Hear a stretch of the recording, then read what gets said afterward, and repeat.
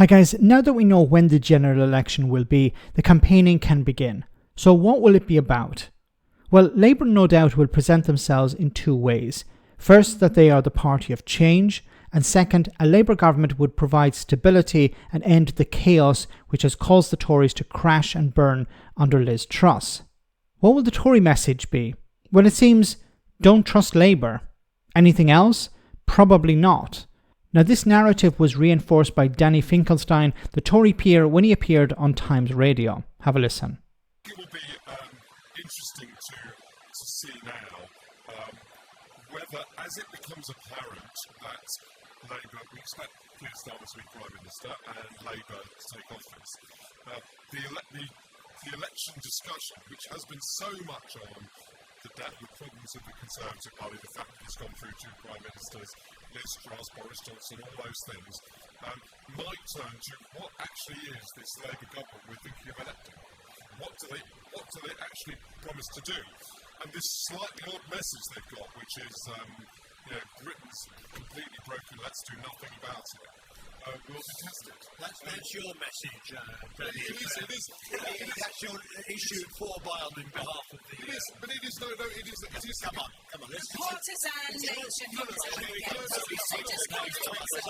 Is that or is that not? Let me just finish this point. It's not a partisan point. It is an observation. It is an observation about, and because I think that's a good electoral strategy for Labour. Right? People believe both those things. Right? One, they believe that Britain is broken. If you go to anywhere and you say that, you get a big round of applause. And I happen to think it, but people do think that. Secondly, they think they don't want a scary government. So the strategy he's got, which combines these two things together, however amusing it is when phrased, that is bang on. That is where the electorate is. So far from it being a partisan statement, I'm complimenting Keir Starmer on a pretty electorally ruthless statement. What the problem for him is, because it's amusing as a combination, it'll come under pressure, and people will begin to ask about that. Both those points, right? In what ways do you think Britain's broken? But most importantly, what is it precisely that you want to do about it? And Keir Starmer's best bet is to live with my caricature and not rise to the bait of trying to say that's not a good election. Okay, so yeah, and I think he's correct. What Keir Starmer needs to do, and this is not honesty. This is about Keir Starmer avoiding the Tory trap. The Tory trap is start talking about Labour. I keep saying the election is a referendum on the incumbent. People are going to vote on whether they're happy with 14 years of Tory rule, have their lives improved over the last 14 years, yes or no, and do they want more of that? Now, the polls are not always correct, but the polls are pointing in the direction of, no, we're not happy with 14 years of Tory rule, and we don't want more of them. We want change. Now, Starmer, all he has to do is say, I'm not the Tories. And that will help him cross the line. And when it comes to a government, he has to say, well, we're providing stability. So he as a politician is presenting himself as change, and his government will present stability, the opposite of Tory chaos. That's all he has to do.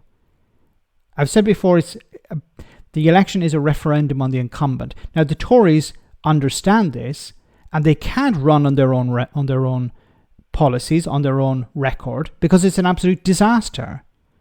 So instead, what they're doing is they want the media, they want the public to start to scrutinise the Labour Party. Now, I believe all parties should be scrutinised.